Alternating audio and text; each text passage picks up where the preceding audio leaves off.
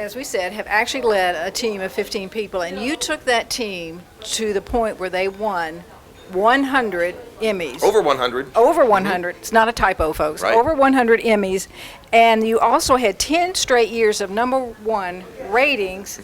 And you say that most businesses are looking at the wrong end of the creative talent equation. Now, tell me what that means. Well, I think they are.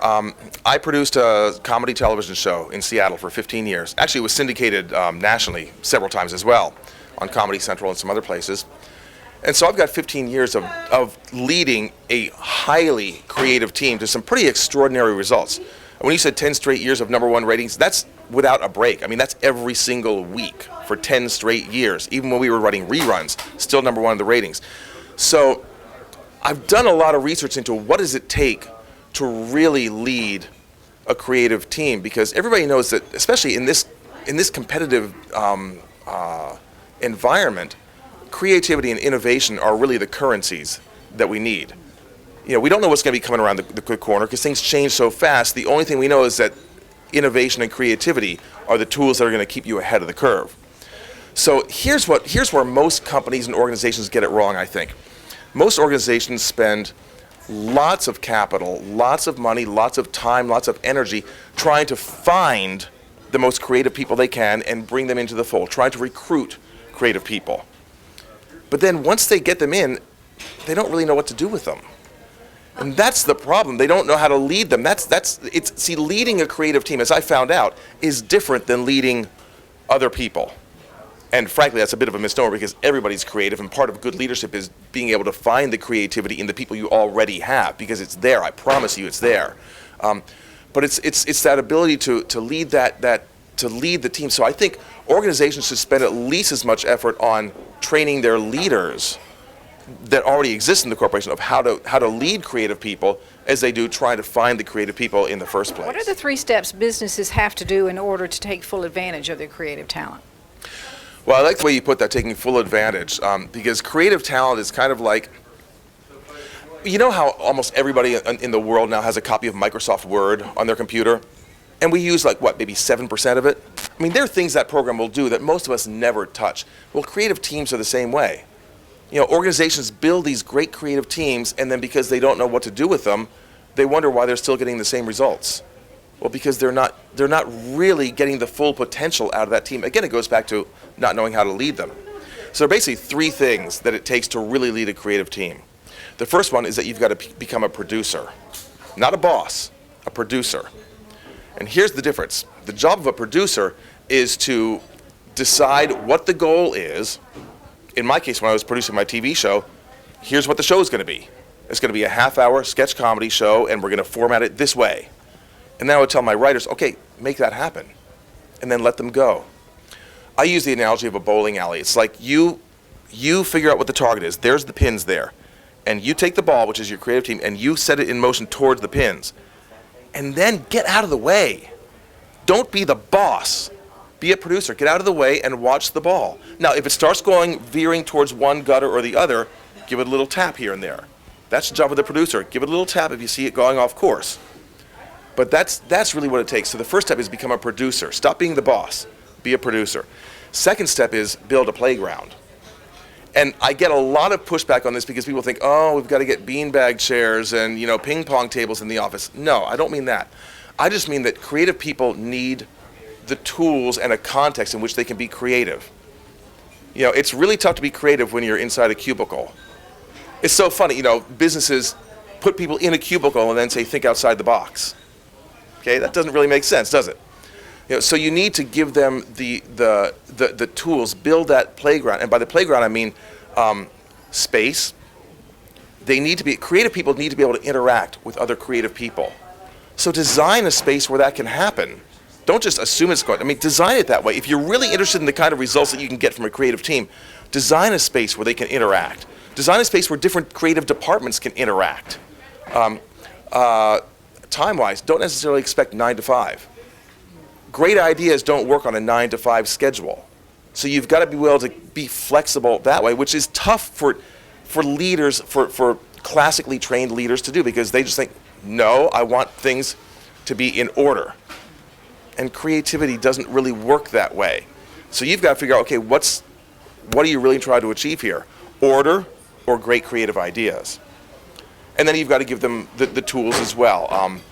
Have magazines around, have books, have things, because creative people get inspired by seeing cool. I mean, we're in this great restaurant here. I mean, look at all the cool things here. This is the reason they do this, because it's inspiring.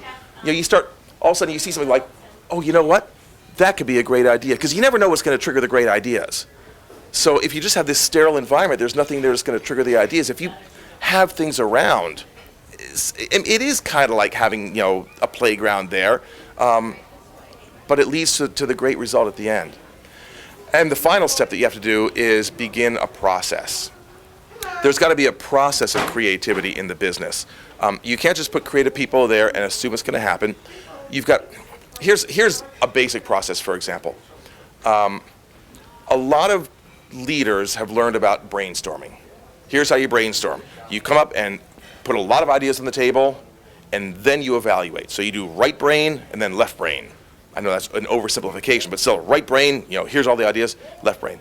Well, that's not the correct process. They're missing a step. It's got to be left brain, left brain. Because you can't just put people there and say, get creative ideas. You have to tell them what the focus is. For example, I could tell my writers, I need monologue jokes. Well, we were based in Seattle, so we have the Seattle Seahawks. I need monologue jokes on the Seattle Seahawks losing streak.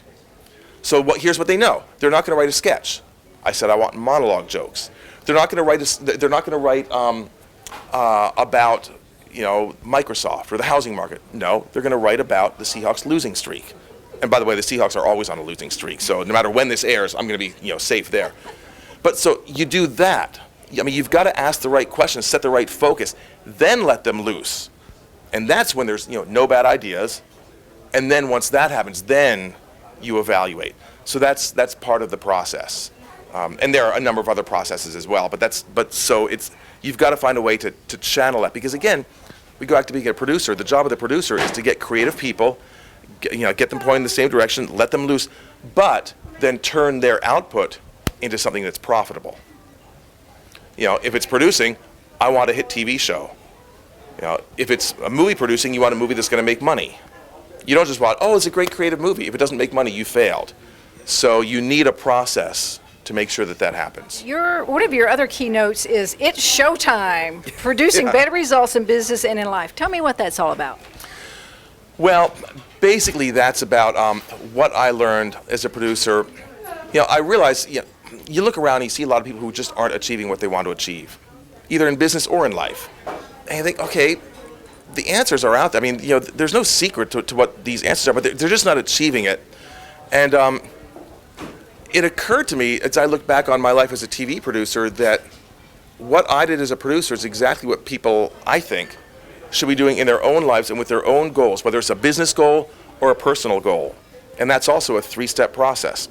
The first thing a producer does is figures out what's the show. If you're going to be producing something, is it a half-hour comedy? Is it an hour documentary? Is it a drama? I mean, what's the show? What's the goal? What's the result you're looking for? Is it to lose 50 pounds by August? Is it to have a 4,000 square foot dream house? Is it to complete this business project? Is it to make this merger happen? What's the goal? And businesses are fairly good at that, but most people aren't. They just kind of take one day after another with no real target. So the first thing is, what's the show? Define the show. Second step a producer has to do is pick the cast. You've got to cast the show. Now, most people don't do this at all. You've probably heard it said that you become the average of the 5 people you hang out with the most, and which is pretty true, and most people leave that completely to chance. The 5 people you hang out with the most are the people who happen to have moved in next door, or somebody that you happen to have gone to school with, or something. But we don't think about, okay, if I'm going to be the average of the 5 people that I hang out with the most, I want to pick those 5 people carefully. Think of any kind of a fictional TV show, comedy or drama, that you like. Let's say something, let's go back and say Seinfeld, because everybody knows Seinfeld. Okay, there were 4 main characters there. Now, do you think they just went down to Walmart and picked the first 4 people? No, they cast them very, very carefully. So in your own life, you've got to figure out, who do I need in my life? I'll tell you a few types of people you should look for. One, you want a smart person who disagrees with you. That's a great person to have in your life. You want somebody you can bounce ideas off of. I mean, there are certain people that you should cast your life. Or if you're in business, cast your business as well. I mean, make good hiring decisions. Okay, so we've covered the first two. What's the show? Who's the cast? Well, so you have a great idea for a show, and you have a great cast, and you put them in a room, nothing's going to happen. They've got no script. You need a script. You need a game plan. You need a plan for how you're going to achieve that goal, the goal being the show. The actors have to have something to say. So if you've got a goal of learning the piano, okay, great, that's the show. I want to be able to play great piano. Okay, the script is by when? Okay, so what do I need to do tomorrow? I need to pick up the phone and look for a piano teacher, or I have to buy a piano. What do I do next week? What do I do here? You've got your script. A TV script is broken down into acts and then scenes. So you take your goal and you break it down. You don't just say, I want a pilot's license. Well, that's, you say, no, I'm going to schedule my first lesson. I'm going to do this. So basically, that's what I learned from producing a TV show, and I just realized that, that really applies to life as well. Tell us a little bit about your coaching business, Bill. My coaching business, I primarily coach other professional speakers, or people who want to speak more effectively. They don't have to be professional speakers. And I focus on a lot of things. I work with them on humor. I work with them on story development. My real focus is on structure, because I think everything comes from structure. You need to know what it is that you want to say, what it is that you want the audience to remember. I call it the month aftermath, because after you're done speaking, I mean, literally 90 minutes after you're done speaking, they've forgotten about 80% of what you said. A week later, they've forgotten virtually everything. Ultimately, they're only going to remember one thing that you say. And my challenge to my clients is, okay, who gets to choose what that one thing is, you or them? I say it should be you. So you've got to design your speech around, okay, here's the one thing.